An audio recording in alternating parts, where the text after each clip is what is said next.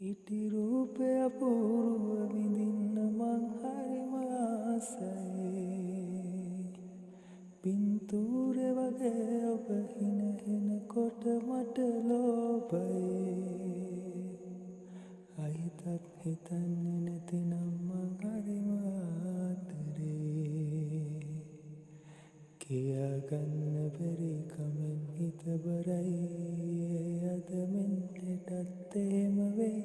හුදකලාව අවනඩුවක් ගැහැණු ළමයෝ. ඔබ ඇපල් මලක් වාගේ ලස්සන වසන්ත කාලේ මට හදිසියෙන් වාගේ හමු වූ. පායන්න දැසමානේ උණුහුමට ගින්දරේ ගෙනියන්න මාගේ ගානේ මේ හිතම සුන්